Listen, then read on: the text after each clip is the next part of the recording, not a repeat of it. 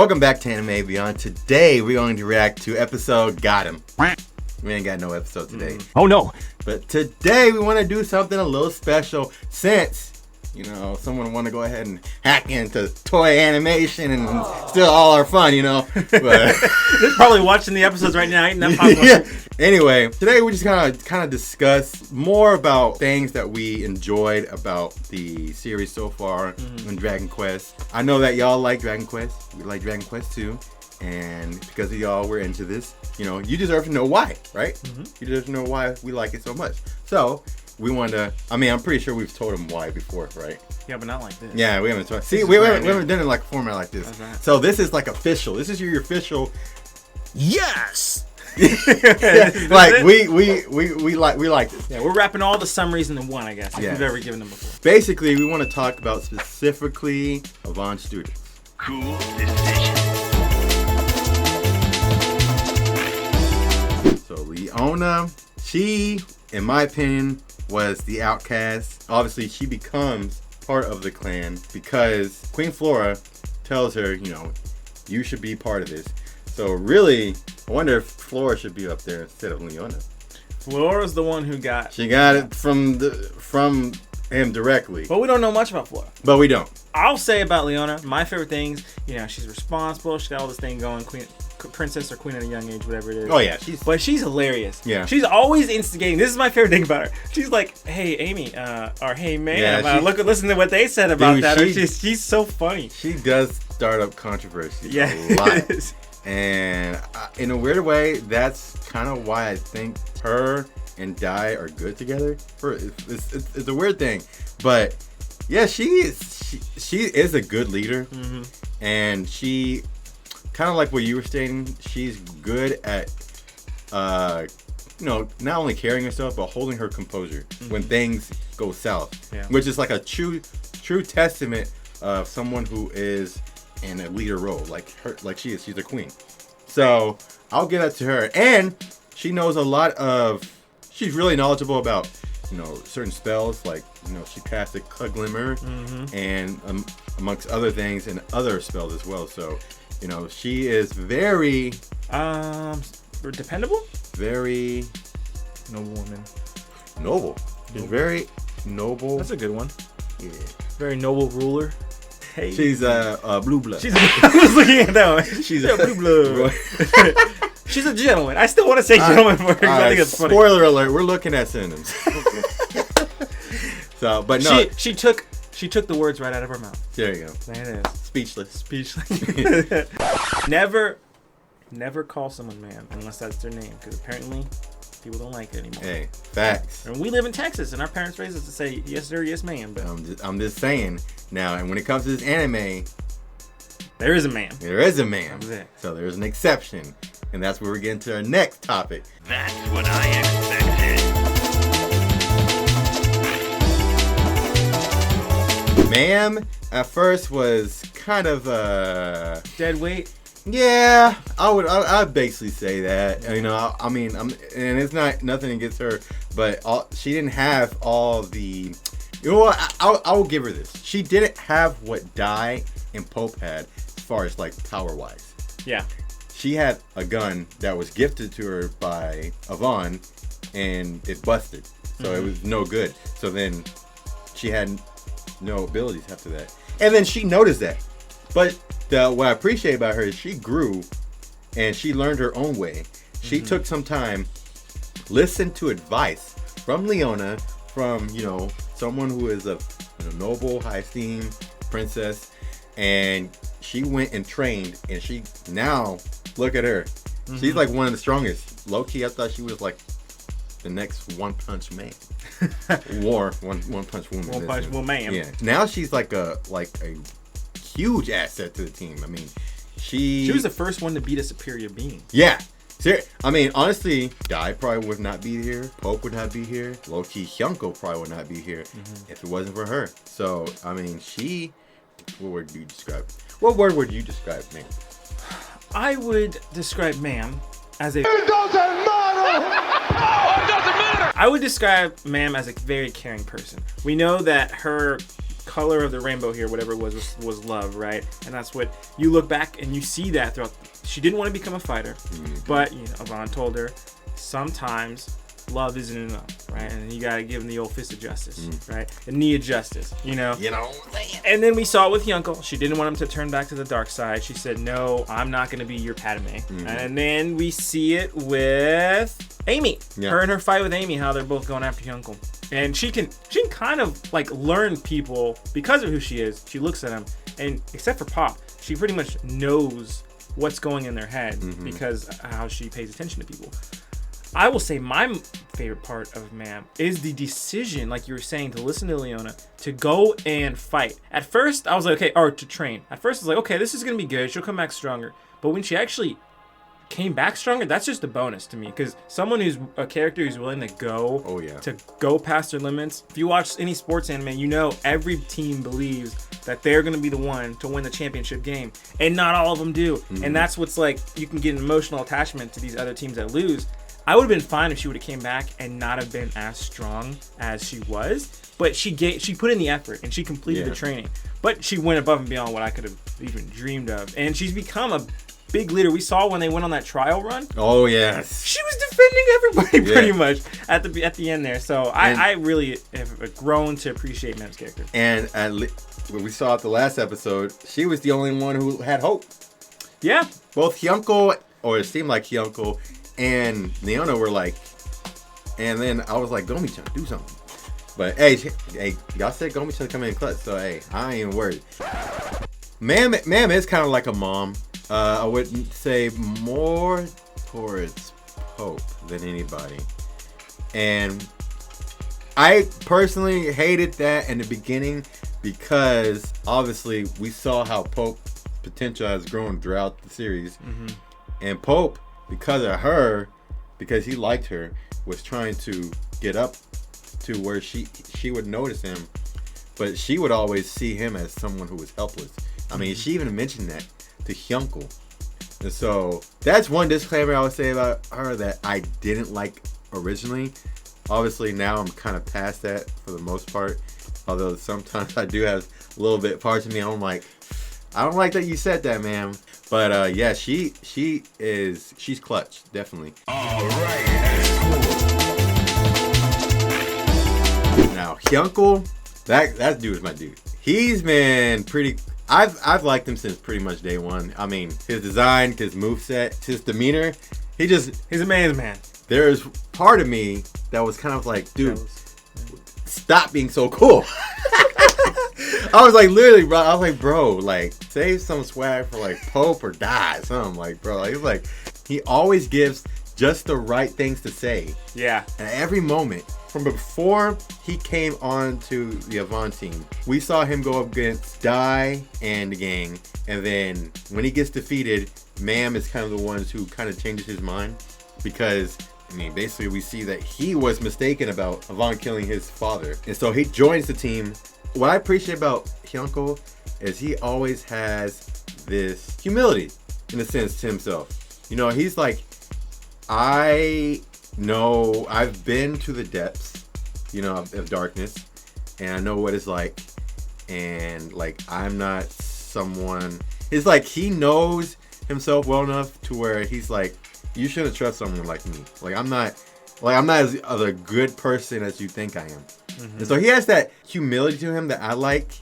And not only that, but he also is not afraid to ask for help or I don't know. He's not afraid to ask for help, but he has this idea of where he needs to go.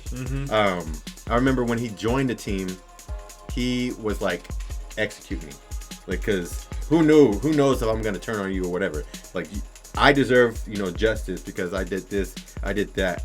But no matter what, I mean, even though he didn't get justice, his punishment was really joining the Avan team because the very people that he was trying to kill, he was fighting alongside. Yeah. So that kind of was his punishment, and now he's kind of paying it, but it's also like a reward. You know what I'm saying? Yeah, I agree. There are so many moments that you could be like, oh, that's my favorite moment for Hyunckel. I think my top tier favorite is when he decided to sacrifice himself. I think it was the lava that was coming down when they first fought him, and he he threw them off and saved them, and then which it looked like they made it look like he died. Yeah. He didn't. Yeah. Which is great for the show, because then we also get moments like where he was fighting his light versus dark magic and which one to use, and you have Mystavert over there trying to tempt him the way to use more dark magic, and then again later on we see him do that again with that cup, and then he defeats it. Yeah. He's like, he defeats the dark magic in him. It's all light, which it just like again goes to show the humility, but also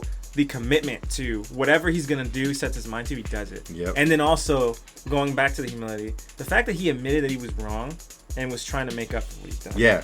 Because that's, I mean, admitting what you're wrong is not easy to do anywhere you're at. But I think those are my favorite moments about Hyunckel. And he's cool, so it's kind of like, you can't give him too much credit. You got to kind of cut it off, because otherwise, he's too cool. Now, it's not necessarily a disclaimer, but throughout the series, you kind of also see him with this kind of mentality, like, I'm too bad for anybody to, like, fully accept me as, like a friend or a lover or whatever. So I feel like he always, in a sense, thinks everybody is better than himself, low key. Yeah, I can see that. But even still, he kind of has this confidence in this way he carries himself that I like. Like it's dope. It's just sick. It's sick. Yeah, that makes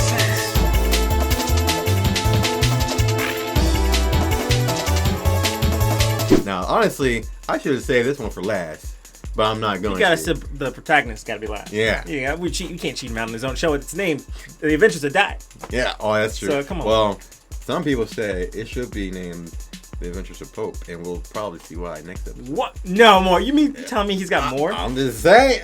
I'm just telling you what the folks said. All right, well, let's get into Pop, because I got something to say about him. Okay. So I got 2 cents about this. let's just say Pope is one of my favorite characters over Hyunckel, over everybody. Because he's just come a long way. Straight up. Starting from the beginning, he was just one of those people where you thought that... I knew he had potential. Yes. At the very beginning. Yeah. And I kind of had an idea of where it was going to go. To me, okay, I know this is going to sound weird to y'all. This kind of reminded me of kind of like Gohan. Okay. The reason I reminded me of Gohan, because Gohan, he doesn't like to fight. But he has so much potential. And so when Pope was on the Avan team, he was lazy. He didn't really care about anybody, but he really did. He was scared. He didn't even know how much potential he had in him. And once he got past his fear and actually, the thing about him is, so his thing is courage, right?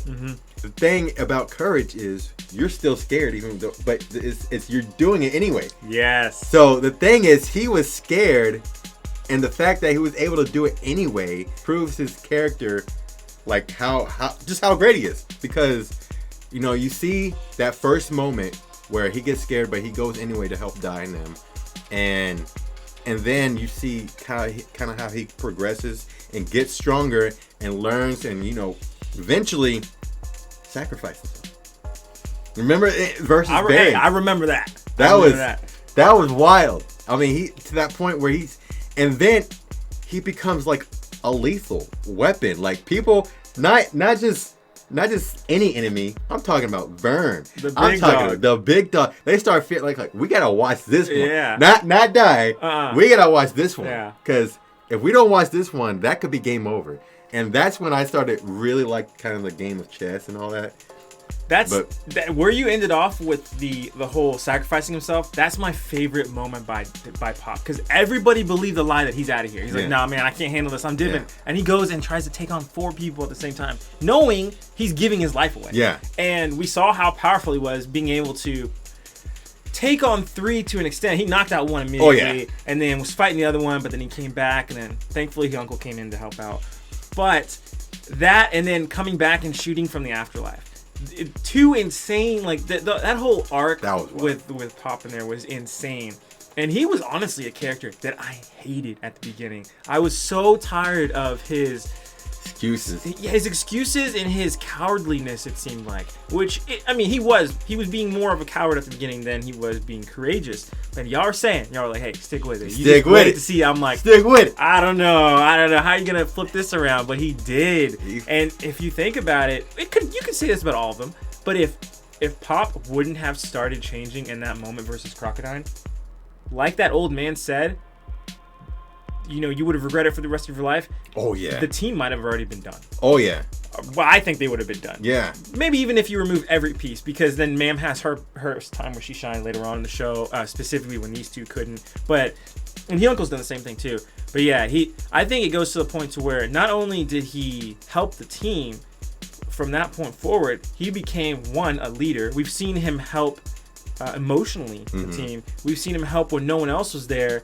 He was able to fight off with his master Hadler and that other magician when they came through. Right. So there's just times where he's like pushed himself past his limits so much. And in all honesty, with Sigma, if Sigma wouldn't have had that shield, I think that would have been that was the only way that I think they could write in there the fact that Papa wouldn't just wreck them in an instant. I mean, yeah, that Matador. I mean, well, I don't know how fast he was, but yeah, he would have definitely. But that's the only thing. Like, he had to be cautious of all his attacks because his own power is being used against him. Yeah. I think if that shield wasn't there, it would have been like what we saw with Hyunckel. That one, you're done. Yeah. Yeah. And it's kind of like Maam did something similar too. She just didn't want to fight. Yeah. But I think it would have been more like maybe even the quickest one. He might have just been waiting on the steps before the other squad. Oh yeah. But yeah, Pop has become my favorite character in this whole show. Yeah. And there's more. Y'all saying there's more? I'm ready. And don't forget the times where he helped Die when he was in his lowest, and Maam, and I don't know about, maybe he did Hyunckel, but I don't probably because Hyunckel's helped him too. Yeah, because Hyunckel's like, oh yeah, what did he say he was competing with him? See, and I think Hyunckel can relate with Pope the best. So it's weird. I think Die knows Pope better, but Pope can relate with Hyunckel the best, specifically because Hyunckel's been there. In a sense, like, he's been in the darkness. He knows what it's like to feel lonely and all that stuff. And so I think, I just think that they're kind of, in some sense, two peas in a pod. But Pope. Hey, Pope the GOAT, man. That's all I gotta say. Well, I got the picture.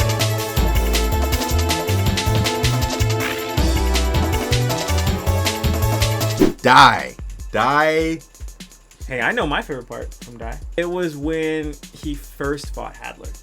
Oh yeah. Because he had to step up when we saw Avan. Yep. He passed away, and then we even saw Pop was like, "Nah, man, I'm not having any part of this." And when he first took a step there, this is when I was like, I think I'm really gonna like this show. Like, it is gonna be really, really good. I think maybe it was earlier than that, but that was like a turning point for me when I was like, this is more serious than I thought it was gonna be. Because I didn't think Avan was dead. I think we thought that for like 30 episodes in. But yeah, that was my favorite one because that was the first time I really saw his attack, and you got to see the fruits of his labor and how strong he was to where we heard that was the first scar that was slow to heal on Hadler. So it was like you knew there's something different about this kid.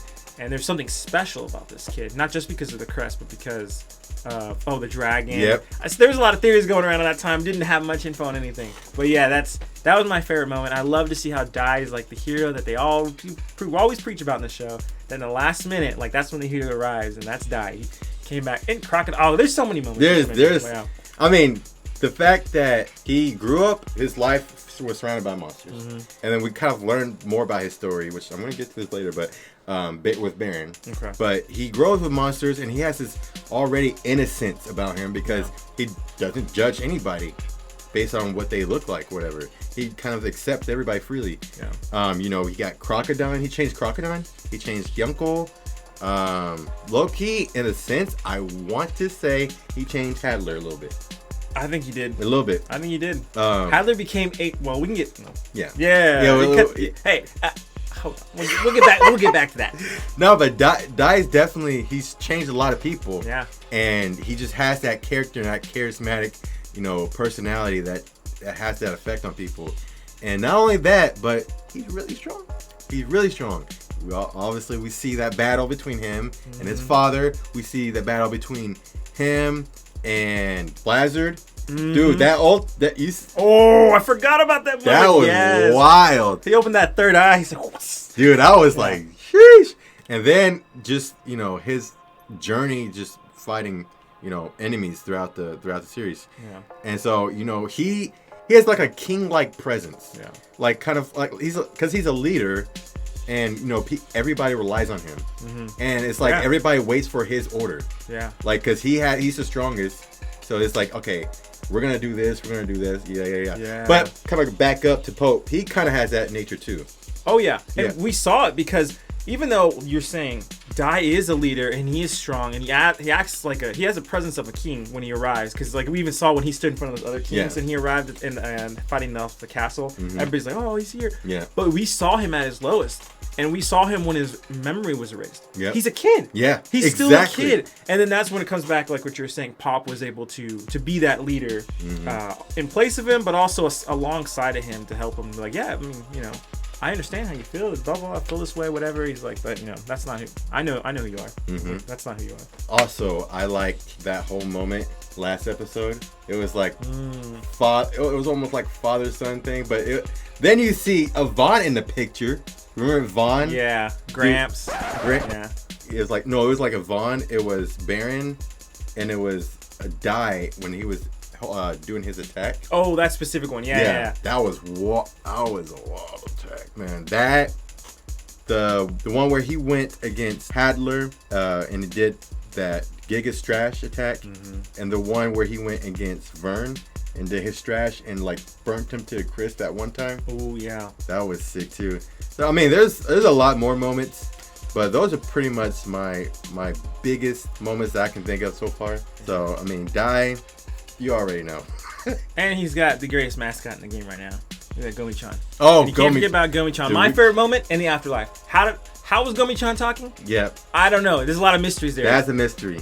Gomi-chan's too much of a mystery for us to like make any. He has some unique characteristics, so he can heal, obviously. And something with him healing or causing, I guess. Well, we thought at first he could cause Dai to go into his draconic mode, but maybe he does have some effect. And then and also he can just so happen to damage people that are made of orcum. Yeah, exactly. So just where did that come from? It's a powerhouse. Yeah. I mean, So I'm excited to see what's gonna happen with Gomi-chan. I mean, it sounds like we're joking around, and we kind of joke around about stuff, but I really am serious about what is going on with Gomi-chan. I want to know. Yeah, I mean, he could be a low-key dragon, concealing his power. We haven't seen someone turn into a dragon since Avan. I won't speculate, but I have some thoughts on that too. I just thought about this. This is kind of like a side note, but so if a queen is a queen by herself, no king, and marries somebody, does he become a king? Yeah, he'll become a king. But some of the countries go by like, there's a monarch and a patriarch. No, is that what it is? So they can be like, oh, I found somebody I like, boom, he gonna be king. Like some Lion King stuff. I can't just wait to be king. Oh, yeah. Yeah, so if it's a matriarchy, then the queen would be the ruler, and the person either way, whatever way it is, whoever marries the queen will become king. But it just depends. If it's a matriarchy, she'll be the head. If it's the patriarchy, he'll be the head. Oh, so she'll still be in charge. If the country is a matriarchy done by that system, then yeah. Ooh. Most likely it is though, because we saw the other country where it's what's Flora? She's still in charge. So I would assume that some of the countries are, or both. Some of them are patriarchy, some of them are matriarchy. Interesting. Okay. Learn. The more you know. Are you ready?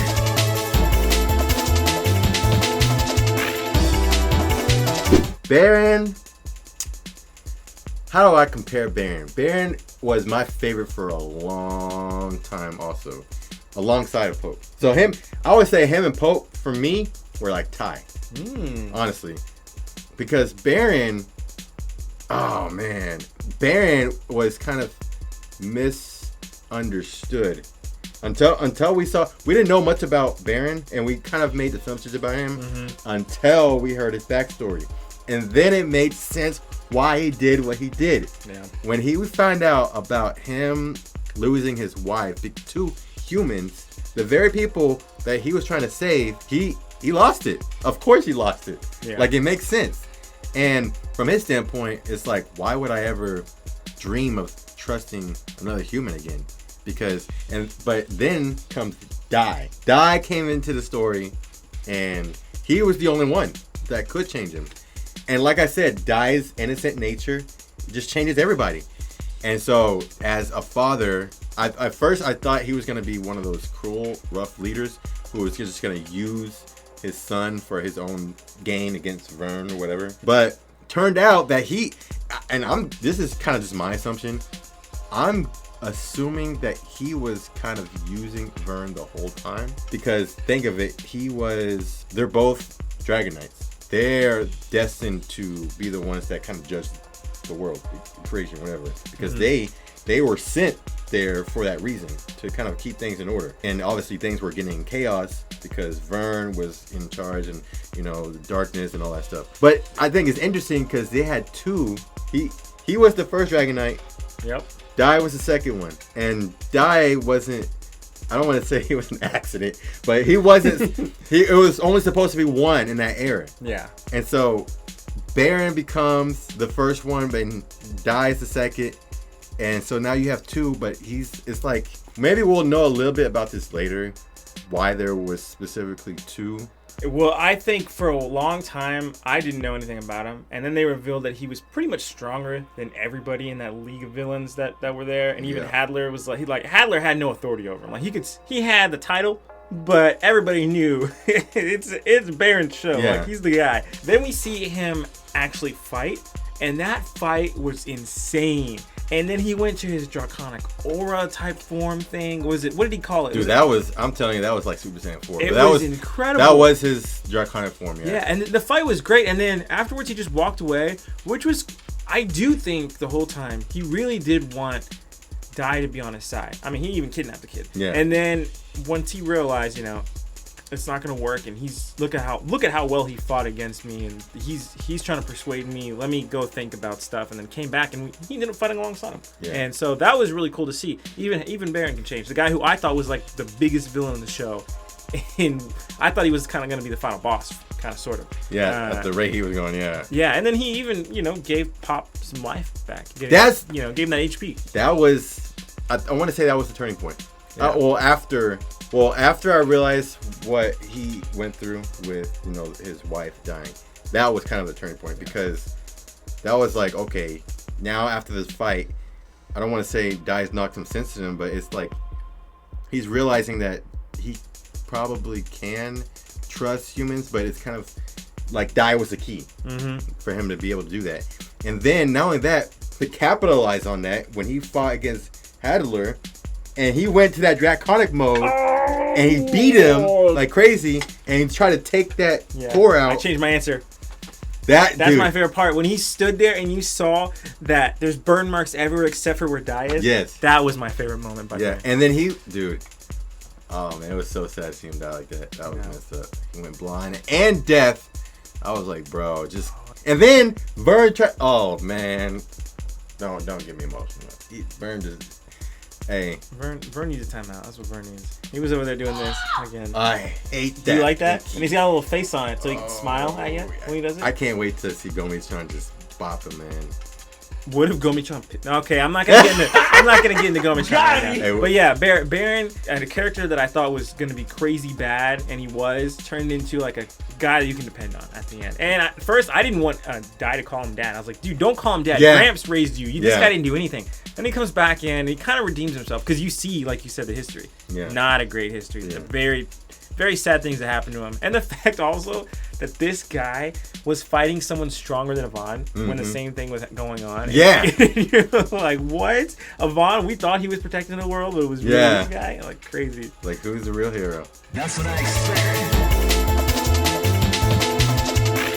They have not gotten as far if it wasn't for Avan, because Avan, I don't know if he blessed or what, he had the necklace, and it prevented them from being basically consumed and overcome. Why do you think? By darkness. I didn't mean to cut you off, but why do you think his first student was the Pope?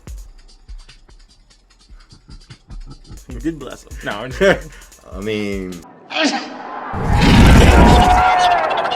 Avan, I mean, he was the founder.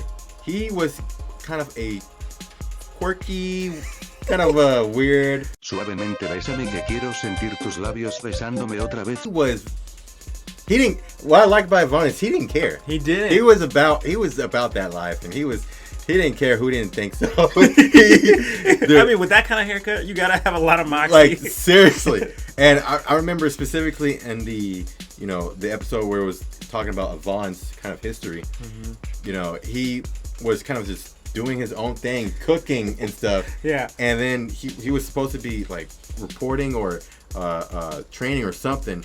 And then he goes when Hadler comes in, he's the one that attacks first.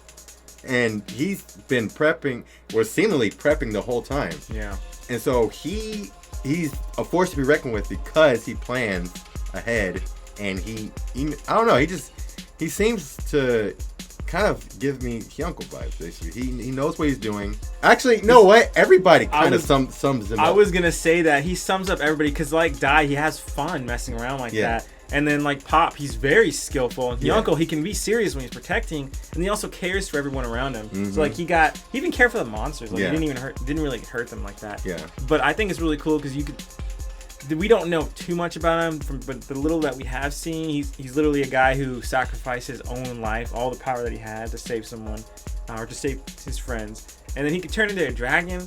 Like, he's got probably so much, I guess, magic abilities, or he's got probably so much magic that he can use that we haven't even seen yet. Like, we know he's got that whole book from it, but he's probably got more. Because I don't I think if I was reading that book, I would have mentioned he could turn into a dragon. Yeah. I would have read that and be like, what? I'd be like, yo, how do we do that? I'd be like, I'll be training.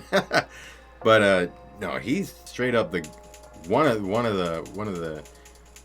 Well, he is the founder. Yeah, he's definitely the founder. Yeah. Let's not forget the biggest villain that he faced, and Dai faced him as well right now. I mean, he just beat him last episode. Is Hadler, and he kind of I don't know. I don't think it was purposeful, but in some sense, I almost feel like he was passing the torch to Dai and his whole students to finish off Hadler and to do what he couldn't. Because he was like, you're going to be the generation, the people that I'm going to trust the future to, essentially. Now, I don't know if he knew that Dai was a Dragon Knight. I have no idea because he died before he ever used his Draconic Aura. He might have known if he used it before. Yeah. But I don't think he has ever have. So, even still though, he knew before that they all had potential. Yeah. He made them their students. So I just think it's ironic how now Hadler is actually defeated now. I mean, you see Avan before facing Hadler, and he was a lot weaker.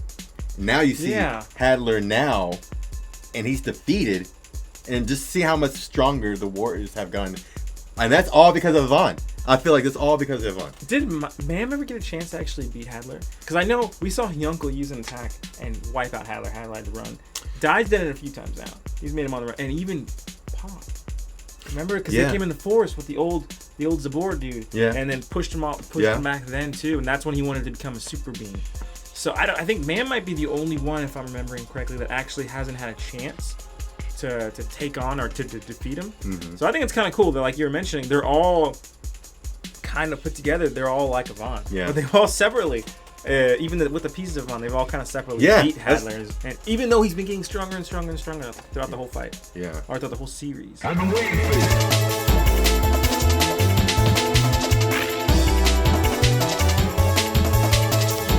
Speaking of Hadler, we see Hadler kind of change throughout the series as well. Mm-hmm. Surprisingly, honestly. Some of y'all were saying that he was going to kind of change and we were going to feel some type of way. What I thought was going to happen was that, I think some of y'all were saying before, Hadler had a kind of a sad backstory, which I didn't really see his backstory that much. But I do see kind of what you mean by Vern kind of using him. He had the bomb, the core in his body. Yeah. And he was gonna die anyway. But at the same time, he had the superior being body. But it was like a double whammy, Yeah. And so I know Vern says kill Vern is cruel. No, he's kind of cruel for that one. Oh, he's cruel, yeah. That one was that was low. That was the first time I ever really felt bad for Hadler, I think. Yeah. It's almost like someone who has cancer and planting a bomb on them. Well, maybe, yeah, something, because he was gonna die anyways with the superior being. Yeah. He literally gave his life in. So it is someone with a Like- terminal disease. Yeah, it's like someone with a terminal disease that has a bomb on, like, strapped to them. Like, basically, like, why would you? I don't know. So, He made him a suicide bomber without yeah, even knowing it. literally. But it backfired. He's still alive. Yeah. So he didn't die. He was like Uno reverse card. He got him. And then not only that, but it was funny because he overpowered Vern. Mm-hmm. That was the crazy part. Yeah. And almost actually defeated Vern, and Vern he got lucky. Dude, that part where he switched with his block. his block, that was wild. You know, they wrote Hadler very well to where there have been points where I felt bad for him, and there have been points where I'm like, yeah, Hadler, because they put Hadler versus Vern. But in reality, thinking back to the beginning, I should not like Hadler at all. And I don't hate him as much as I used to because of how he became more of a rival for Dai and kind of like a punchline because he's lost so many times than more of a true scary villain as he was at the beginning until he became a super being. Right. But one of the cool things is he was always in a way kind of like a coward. He kind of embodied, I would say, a lot of the weaknesses that the Avan students had, that Avan had already overcome. Because Avan, in the first fight we saw by him, or I guess the last fight, he was willing to sacrifice his life right there. Hadler never did that. When Hadler got the chance in that same first fight versus Dai, he took off running. He was like, I'm out of here. And then he did it every other time. He's taking off running, trying to get stronger and stronger. And now we see him to where the point where I didn't think that the sword of champions broke, but y'all said it did. And so he had to sacrifice his life energy in that. So it's almost like it's almost the same type of attack to where they're both giving their life energy for one more attack. And so that moment I can kind of respect because he's kind of grown to be the villain version of Avan and of the Avan students. See, I like it because towards the end of that fight, he said, basically like, I admit defeat no matter what. Like, essentially, like, you've defeated me, Dai. I concede. I don't, he even said at one point, I don't know why I even bothered facing you, but he was like, you won. He was like, before I die, at least allow me to shake their hand, which I hope he's being genuine with that, but I think he is. But we'll see when that episode comes out. Yeah, one thing I really appreciate about Hadler is that he, as mean as he is, or what hardcore he is, he wants nothing but a fair fight. That's all he wants. And even though that wasn't always the case, yes, he has grown to that point, kind of like everybody. Yeah. He, becoming a superior being body has made him not such a coward. Kind of, it's like, I don't know if it was Dai that helped him to get to that point, but either way, you see that growth in him where he's like, no, I'm not gonna be like the way I used to be. I'm gonna give you a fair fight. And he even said in that the previous episode or previous episodes that he was going to kill anybody who interfere with the fight. Yeah. So I agree with you because we even see it with his royal guard. Like they all embody a piece of him. Oh yeah. And they're all tough, and none of them backed off at all. And like you said, every single one has a piece of him. And you see like Maam and everybody trying to change their perspective on everything. But what was interesting was, like Maam mentioned, what they're doing essentially is not a bad thing, and it's the same thing as love. Basically, they're doing it because they really care about Hadler, and they don't want him to die. They want him to live, and they feel like the only way for him to live is for them to kill them off. So they don't want him to die. They want him to Hadler. Yeah. Hadler on. Oh no. I don't know why I was like, that would make a good song. Hadler on. I don't know what it would be. You ever played Zelda? You remember I played like one who Zelda Ganondorf is? Ganondorf, he's basically the main villain. Now, the difference is Ganondorf is more of like Vern, but he looks like Hadler. Hadler had a great glow up because Hadler used to look a lot less cool. Yeah. And Dude, that hair? Yeah, but now he looks cool. That hair is wild, man. Does he look like old Hadler or new Hadler? The No. guy from Link. Oh, he looks like in between. Okay.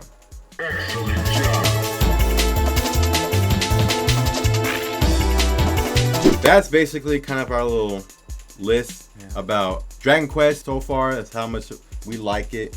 Let us know what y'all think, what your favorite moments were, how'd y'all like it, and what you first thought when you watched this anime. Any questions? Hey, it's me, Goku. Yeah, you? Yeah. You got any questions? Thank y'all for watching and supporting our channel. Don't forget to check out our social media accounts. Don't forget to like, subscribe, leave a comment down below. Let us know what you think about this review.